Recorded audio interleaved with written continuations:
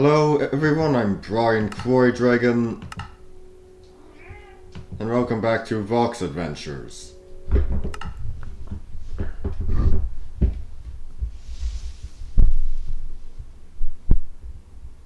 Had a fine long weekend. Hope you all did too. Yeah, I took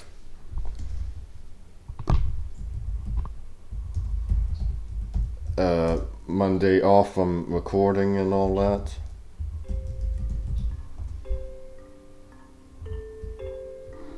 Right.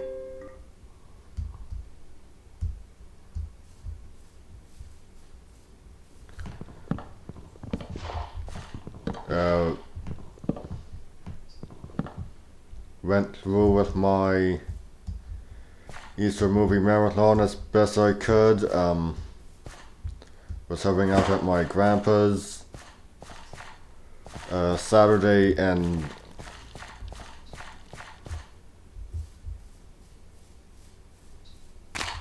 Sunday, so farthest I got on my marathon was the 1995 film Moses, starring Ben Kingsley as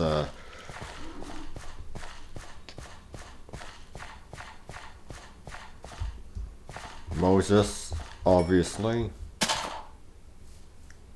The best screen adaptation of the Exodus there is.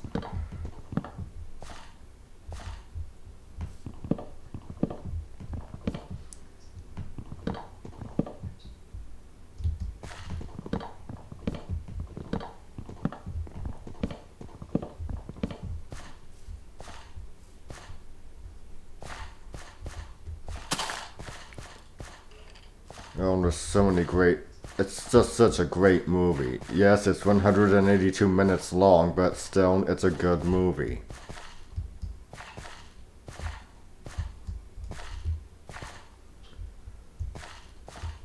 Ben Kingsley, Christopher Lee, Frank Langella, David Suchet, Jodine McGowan, I think her name is. She plays,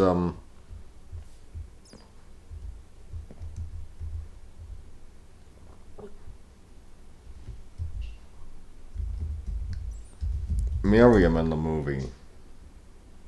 And David Suchet plays Aaron. Should say it correctly. Oh, jeez.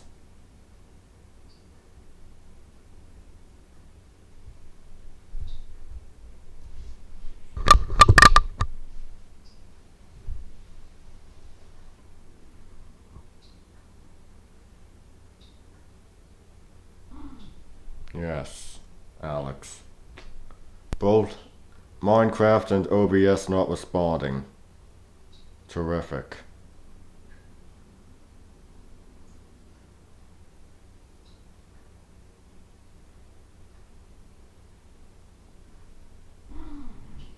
Yes.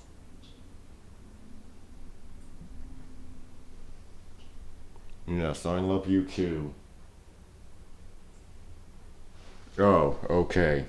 Yeah, that makes sense. So, Christopher Lee, as I mentioned, is in the film. He plays Ramesses II. Yeah, it's there, just making sure that the suspicious grass wasn't something that hadn't been picked up if the event had ended.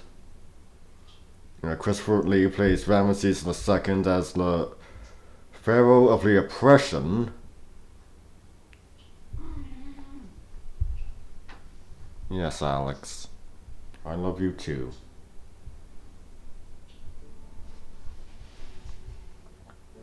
And Frank Langella plays Merneptah as the Pharaoh of the Exodus.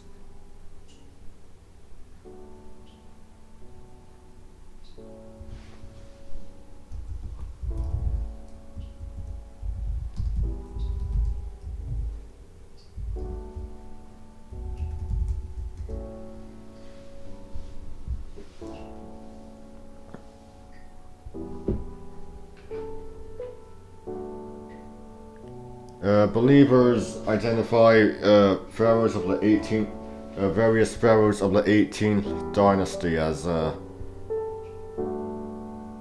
pharaoh of the Exodus. And whenever I make reference to the Exodus in my writings, of course, 18th dynasty, not 19th, 18th.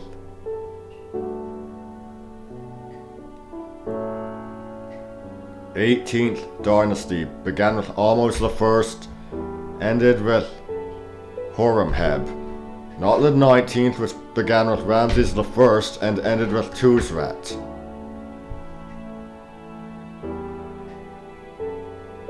'18th.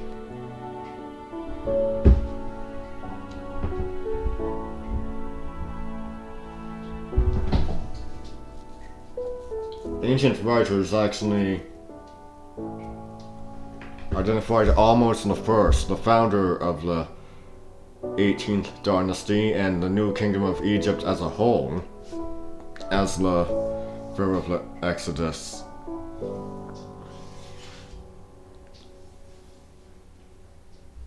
And connecting the Exodus to the fictitious expulsion of the Hyksos. Why fictitious? Because as archaeology has proven, there was no such expulsion. Asiatic peoples merely resettled in different parts of Egypt, or with the case of Avaris, the Hyksos capital, they just stayed there. And Canaanite deities continue to be popular there, and taking it, and with the current scholarly consensus is that the family of Ramesses was descended from immigrants. They believe that they originated from around Avaris, so therefore we know that Ramses came from a family of redheads. He was a redhead himself. We know he had fair skin. So what does this tell us? Since the current consensus is that he came from a family descended from immigrants who originated from an area, well, as I said, a pretty heavy Asiatic settling place. Well, he was descended from Asiatic immigrants.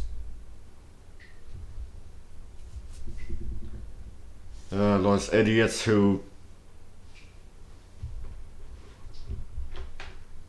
call portraying him as light-skinned be damned. No wait, let me try on that again. Those idiots who call portraying him with light skin Eurocentric be damned. Light skin does not equal European.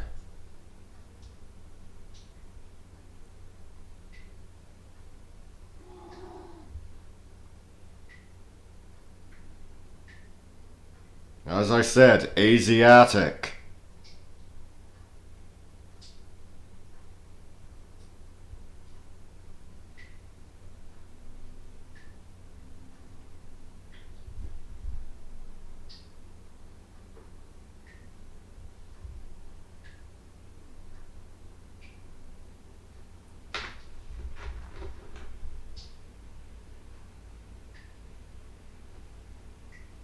Yeah, and with less in mind, the Hebrews, also an Asiatic people, probably wouldn't have looked that much different from Ramesses' family. Have to remember, Egypt has always been a melting pot in crossroads, and there are always people of different skin and hair colors. The Egyptians themselves can attest to this.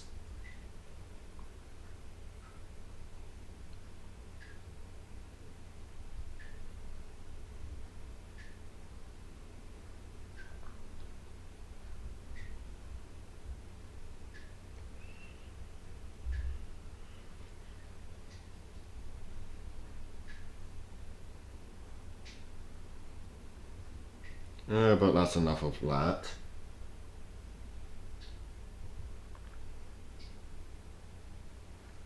Still reading the more to Arthur.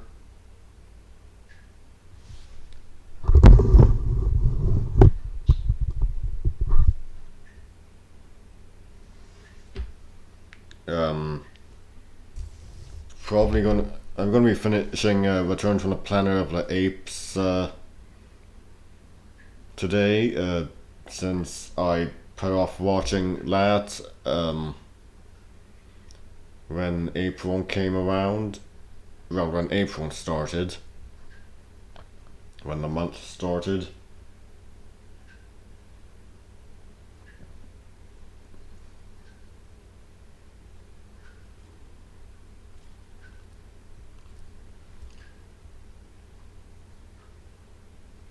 It's good, it's quite good. I like it.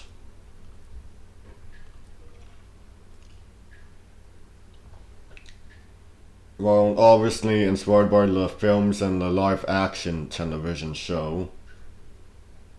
The apes having, uh, the contemporary technology, like cars and television and all that. It's back to how they were in the original novel, and I like that. I really like that.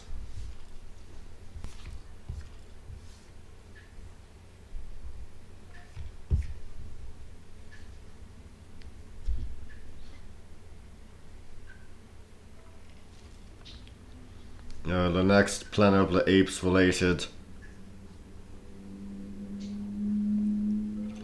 thing, as far as screen adaptations go, that would bring back things from the original book would be the Tim Burton film, which had it set on a completely different planet. It was not Earth in the book, and included the twist ending where our protagonist returns to Earth and finds apes have taken over, but it was certainly different. He just returned home with his wife and son to find. Yes, Alex?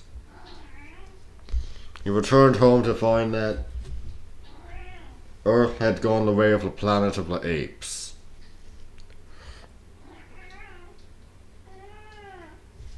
So I suppose with the 1968 film, it could be called pragmatic, just have the two be the same planet, but it's resulted in it being forgotten that they were not the same planet. Earth and Sorora, if I do recall the planet being named. I mean, I've got the book upstairs, I'm not gonna go grab it now.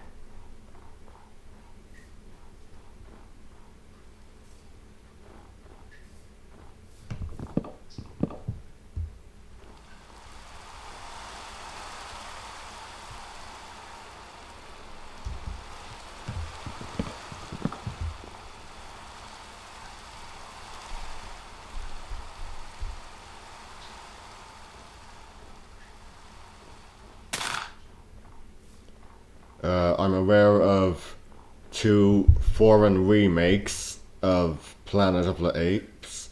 Of course, one is not much of a remake. It's more like a Abbott and Costello meet Frankenstein, Abbott and Costello meet the Mummy, that sort of thing.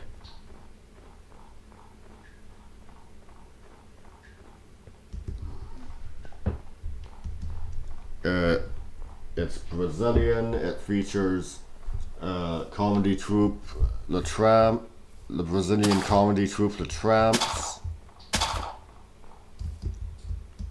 and for budgetary reasons, it's not a planet but a plateau. So yeah, the Tramps end up on the plateau of the apes, and there you go.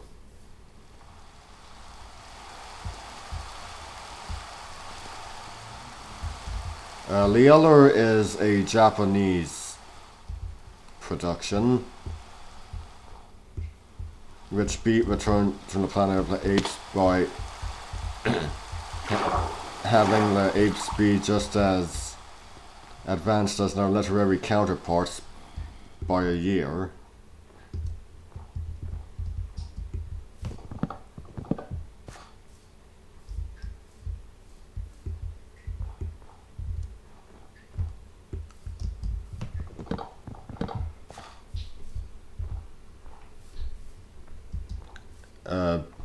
It ended up having it wasn't it ended up having a compilation film, an English dubbed compilation film called Time of the Apes. And you know how compilation movies are, they're so rarely done well. Things feel rushed and all that. You feel like you're missing something.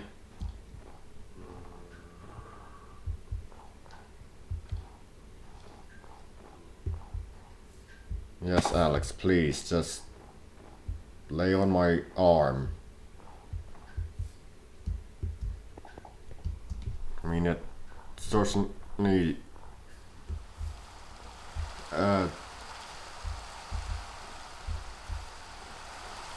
sounds interesting.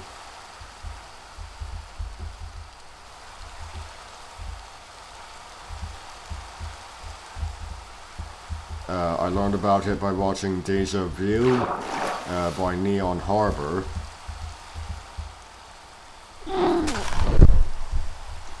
Ow! Watch where you're walking. You're gonna have your back claws next to me.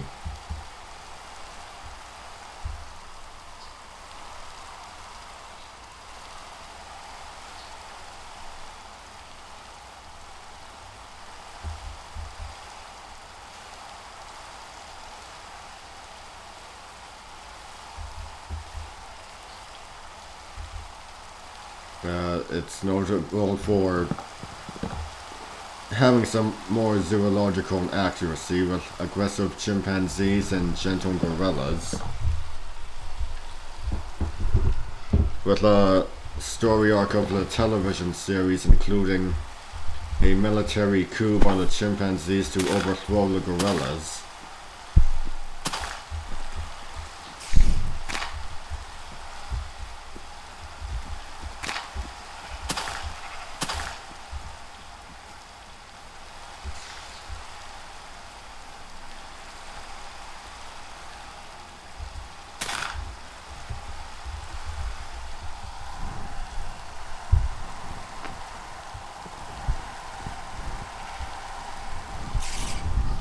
Let's just go this way.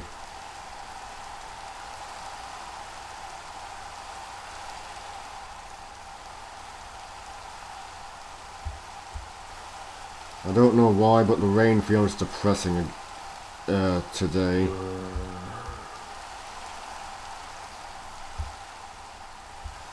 I know it's just Minecraft, but still it feels depressing. Aha! Yes, Alex?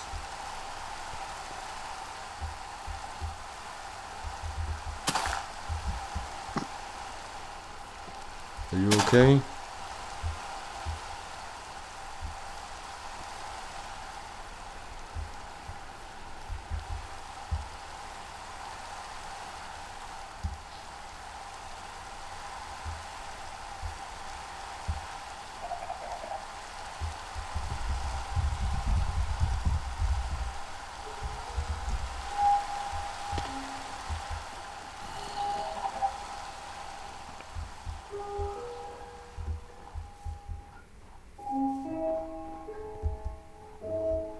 Oh, now the snow is not depressing.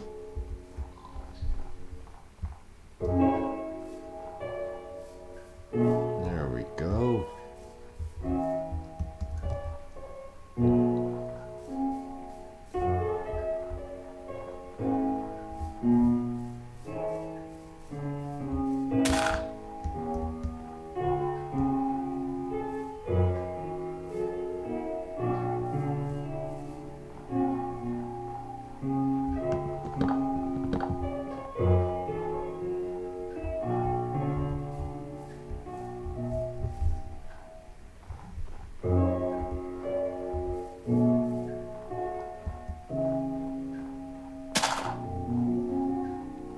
was good luck.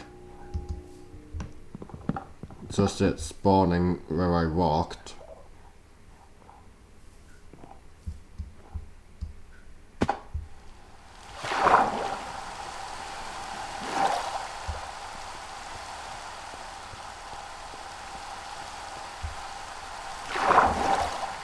Yeah, I gotta get some more altitude.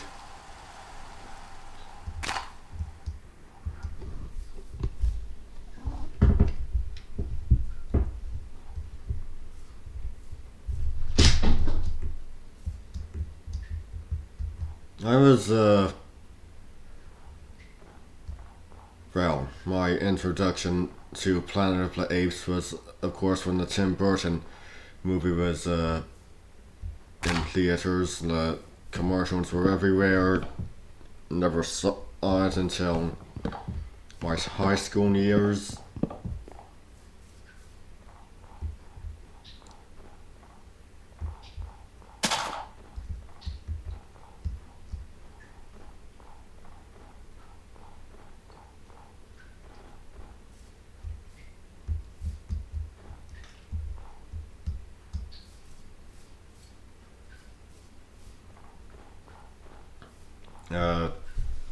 A bit later in my elementary school years, I was watching a documentary on Animal Planet. And of course, it was about apes and monkeys, primates. So, they included stock footage from the 1968 film.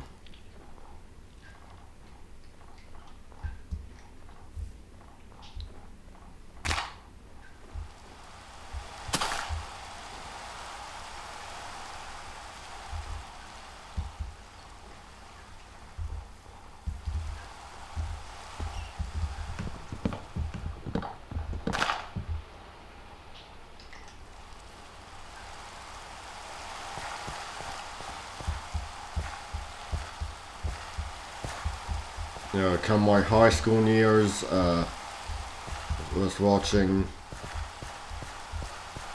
I was just flipping channels.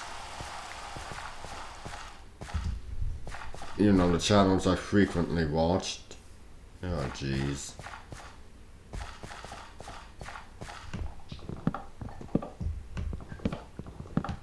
Turned on AMC. The Poor Man's Turner Classic Movies. I say that because Turner Classic Movies doesn't do commercials while the movie is playing, and I applaud them for that. AMC is completely different. They look like everyone else. Except for Disney, Family Channel, whichever you want to call it. And they actually do commercials during the movie, so good lord, I'd hate to see them air Apocalypse Now or something like that.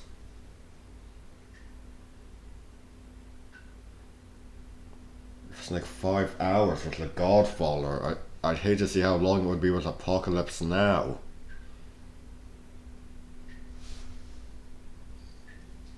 Anyway, I switched to AMC, and there is Planet of the Apes playing, so I just watch, and I like it.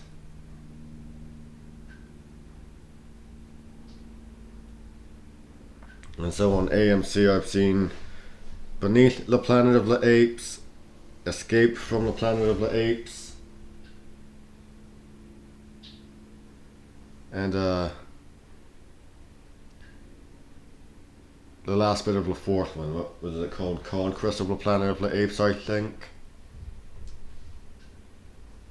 I think it was Conquest of the Planet of the Apes. I've not seen the fifth one, Battle from the Planet of the Apes. I've not seen the new trilogy.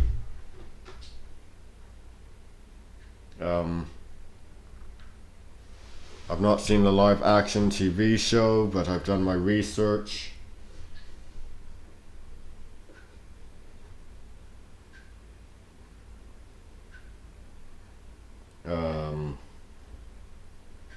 I've read the comic book crossover Tarzan on the Planet of the Apes. I'm aware of some other comic book crossovers. There's a crossover with Star Trek. There's a crossover with Green Lantern. There's a crossover with King Kong, which I am really interested in because a giant ape, Return to the Apes did that. So basically a Kong stand-in. So I'm interested in that one because just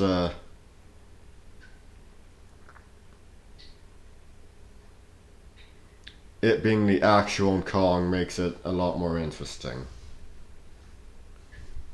As long as the sun is up, I'll go get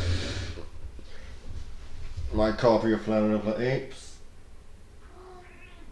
Yeah, maybe Tarzan on the Planet of the Apes as well. Blasted foot falling asleep.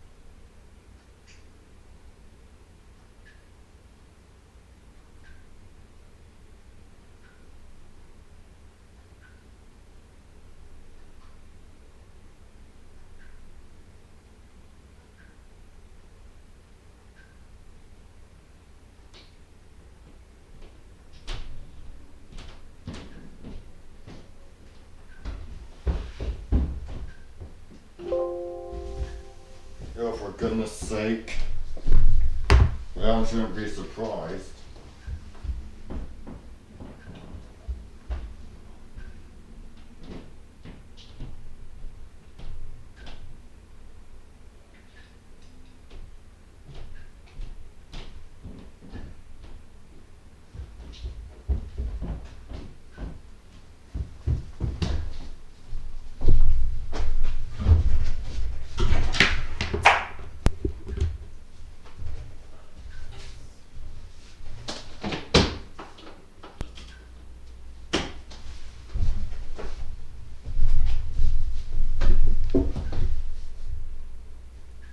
What the?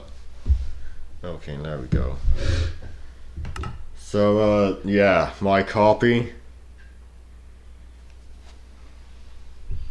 It says the book that inspired the film.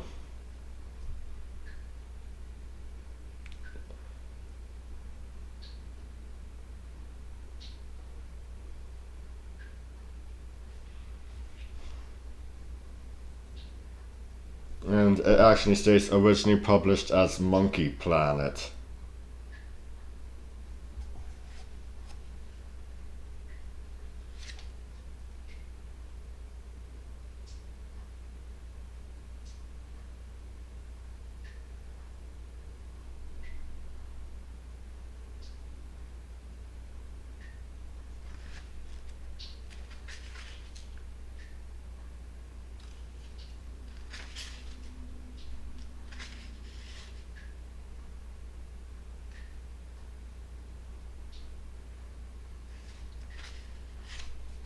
I quite like this. I highly recommend it. It's very different from the films.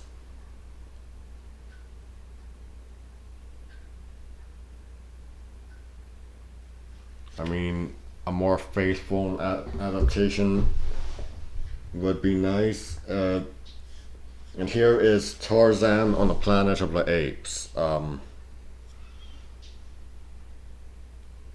Oh, mother of God.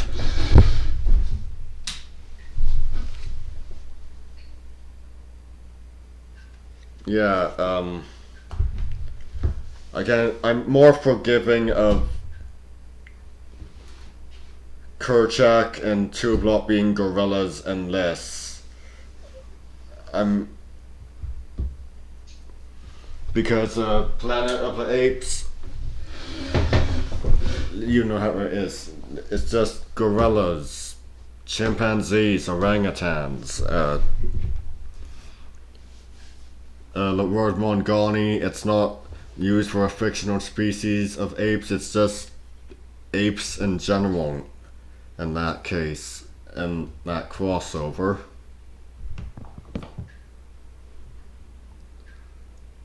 Oh, why did I do that? I could have just walked out. Uh, I hate Disney for just making the Mongolian gorillas very, very lazy on their part. The Mongoni and the gorillas, two separate things in the book series. I think it's pretty much because the people at Disney didn't want to design a new species of ape, but oh, come on. People have been doing that for comic books and uh, with various varying. Well, let's just say it's been pretty varying. Not a whole lot of differentiating the Mongoni from the Bongoni. That would be the gorillas.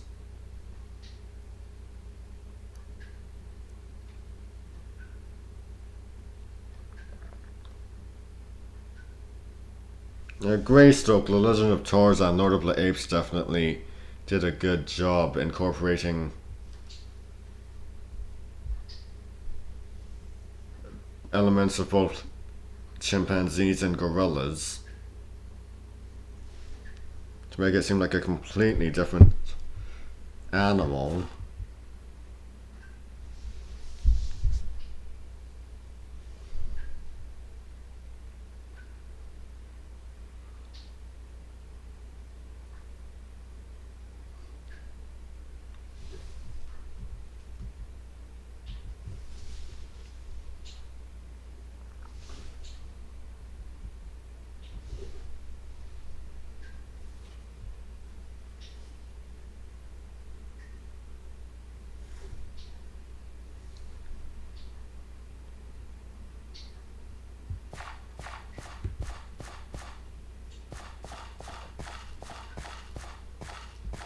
I'm also aware of the graphic novel Planet of the Apes Visionaries, which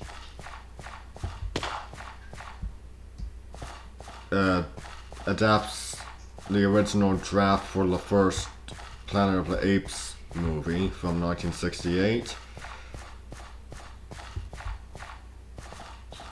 Our hero is named Thomas. The apes have cars and all that. And they pretty much dress like people from the 60s.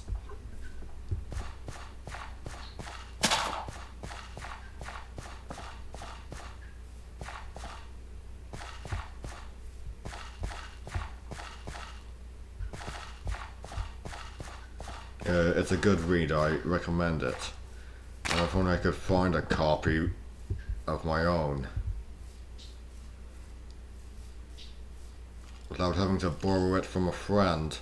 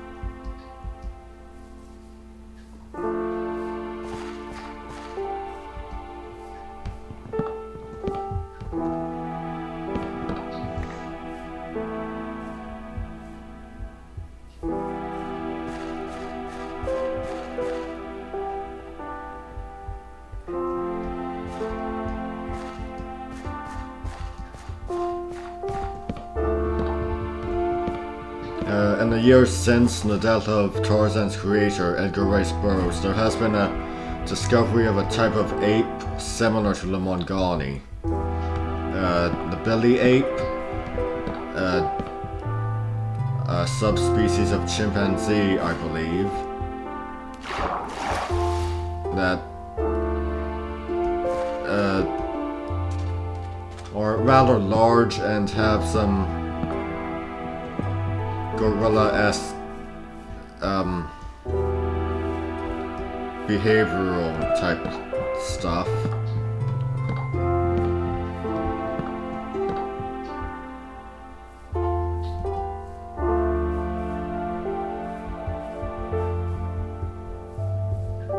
Some people today like to say it was that the Mongoni are just billy apes, but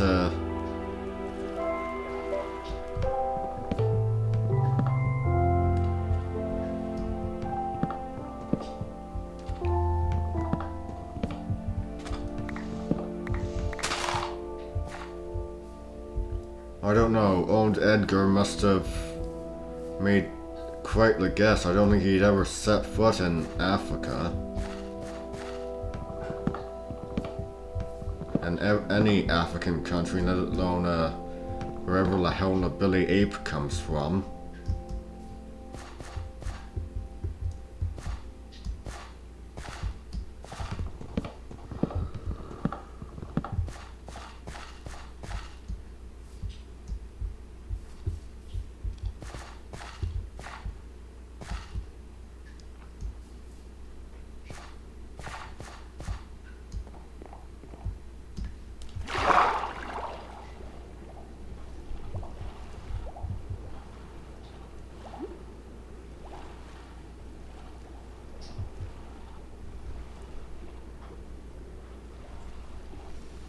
Apparently you can find the Planet of the Apes films on Disney Plus. I've got them on my watch list.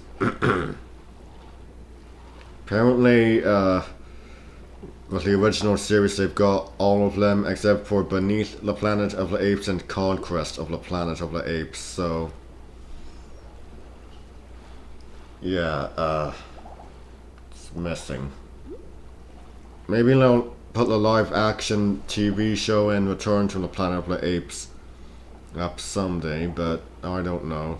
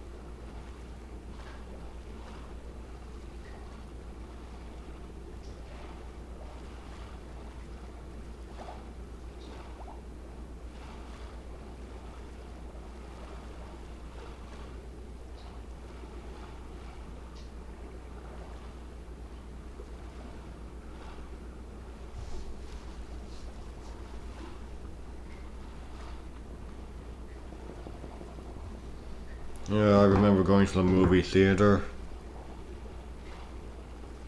before COVID.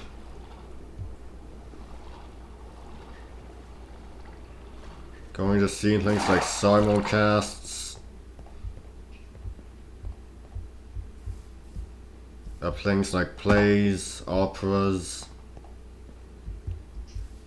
showings of classic movies. I saw the 1956 version of the Ten Commandments on the big screen. Also saw the 1994 adaptation of Black Beauty on the big screen. Best movie I've ever seen on the big screen. Black Beauty.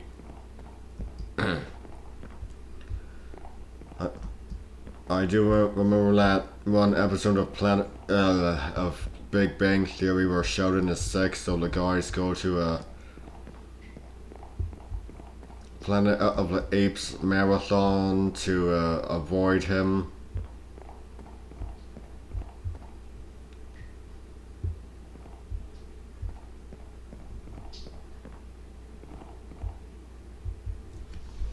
And when they all get to the theater, they're wearing chimpanzee masks. Everyone else is wearing chimpanzee masks. If I ever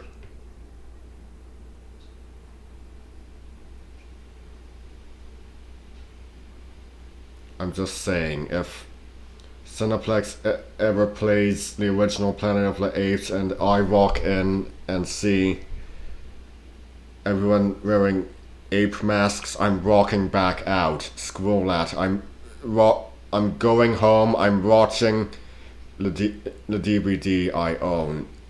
That's creepy as hell. I don't know what it is about ape masks, chimpanzee masks specifically, that creep me out.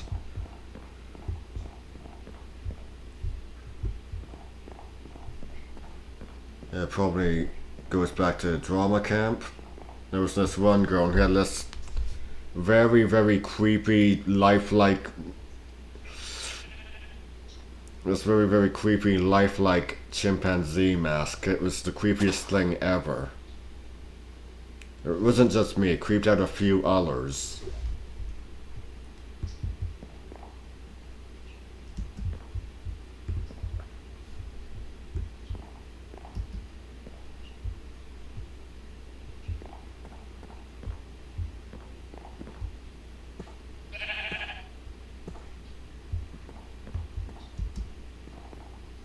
Yeah, actually, maybe I won't turn around and walk out. I'll just tolerate it. I'll just watch the movie.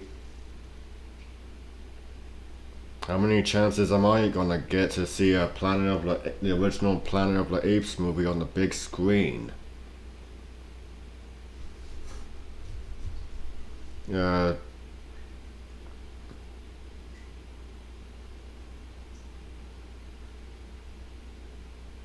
So what other classic films have I seen on the big screen? I of course mentioned the Ten Commandments. That was amazing.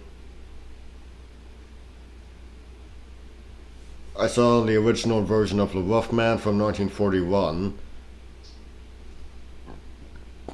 And that was actually a double feature. So it was followed by the original version of La Mummy from 1932.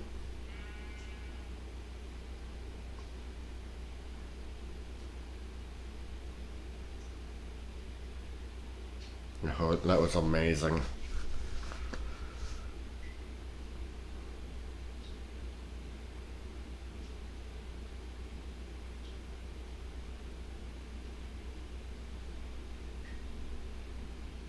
I saw the Charlie Chaplin film City Lights on the big screen.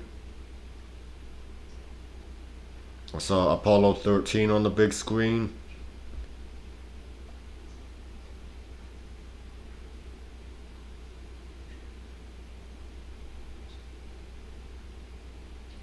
I saw Jean Cocteau's Beauty and the Beast on the big screen, not at Cineplex but at the Toronto Film Festival.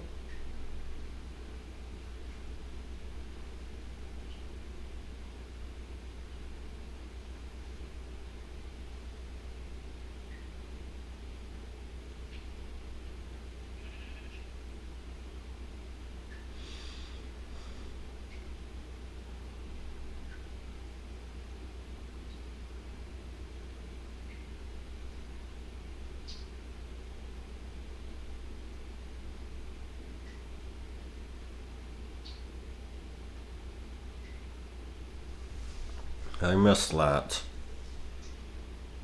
Going to see a classic film on the big screen.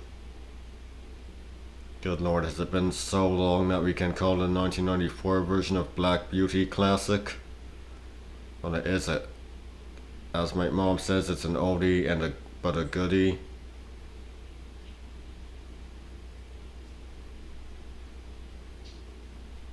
I was born in 1992. Are we getting to the point that we can't call films made in my lifetime classics? I'm only 28.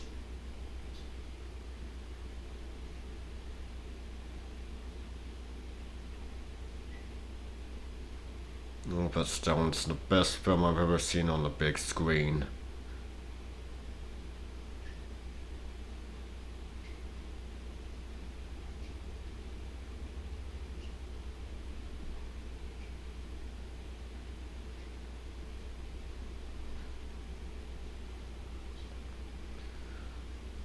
Also got to see Hound's Moving Castle on the big screen.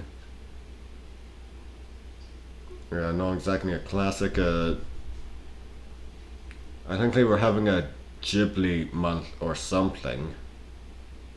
Can't exactly remember. Each week was a different Ghibli movie, so went to see Hound's Moving Castle, and yes, I have it on DVD, but still wanted to see it on the big screen.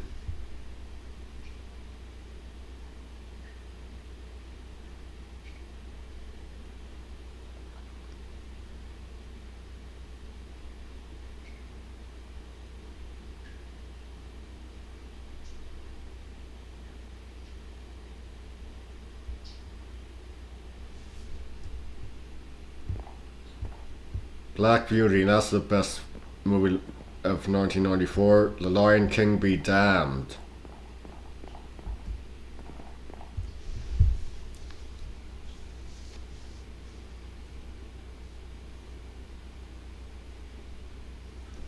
I quite enjoyed the 2019 remake of The Lion King. I mean, sure, I have my criticisms.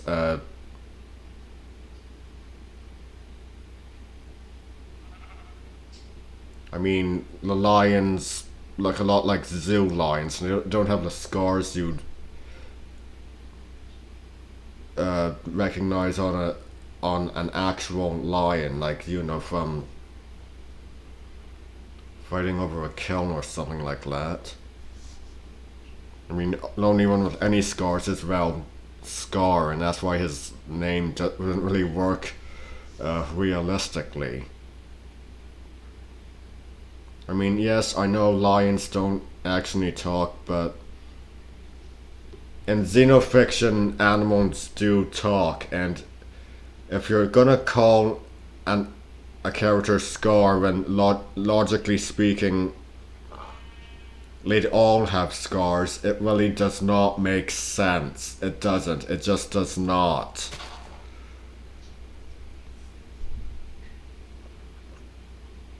I remember that reading that Scar, he wasn't initially a lion. He was originally a baboon whose troop was at war with the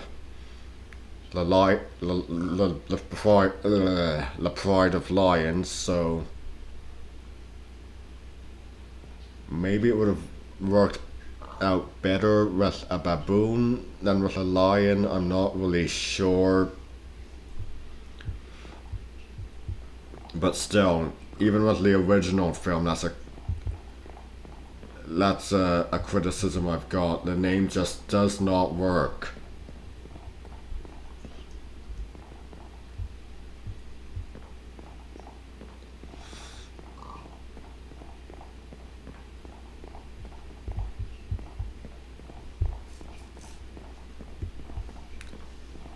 Both the original film and the remake, the lions, they look like zoo lions.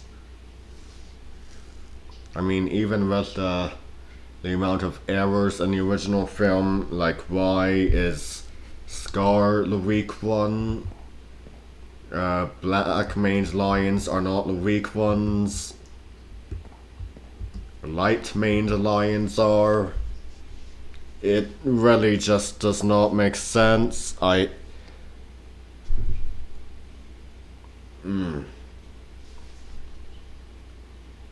That was one of my main reasons for looking forward to the photorealistic remake, and it certainly delivered.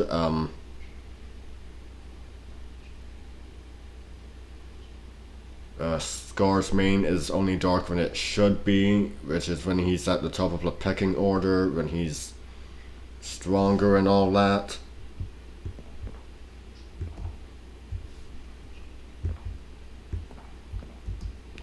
Simba and Mufasa, they should have black manes.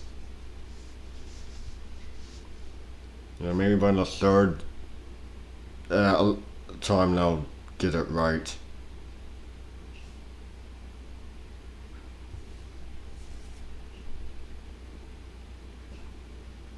Actually, I wouldn't mind a filmed stage production of the stage play, the musical. I love that. Better than both of the films.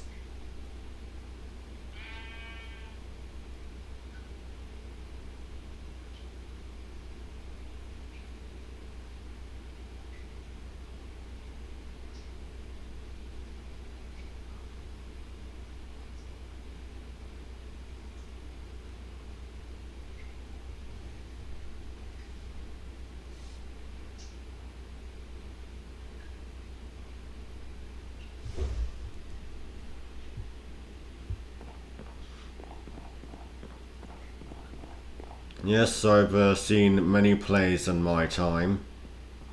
I've seen The Producers, I've seen Fiddler on the Roof twice. I've seen Camelot twice, To Kill a Mockingbird twice. Well, that was two different stage adaptations, so not sure if we include that. I've seen a stage adaptation of Dracula.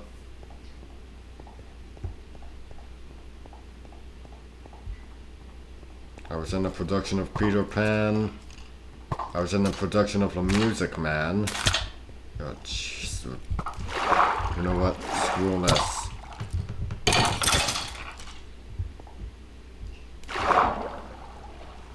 I've seen many Shakespeare plays.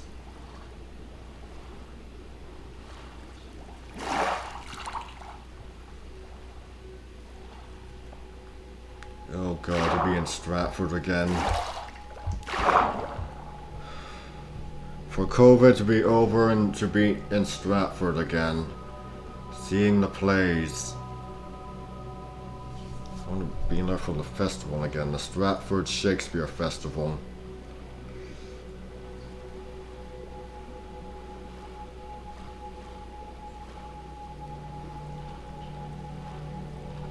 I was going to see Richard III last year.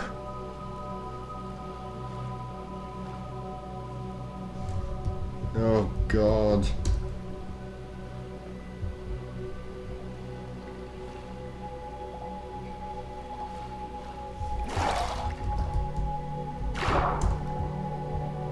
Oh jeez. Well, that's all for today, everyone. I'm Brian Croydregan signing out. Stay straight.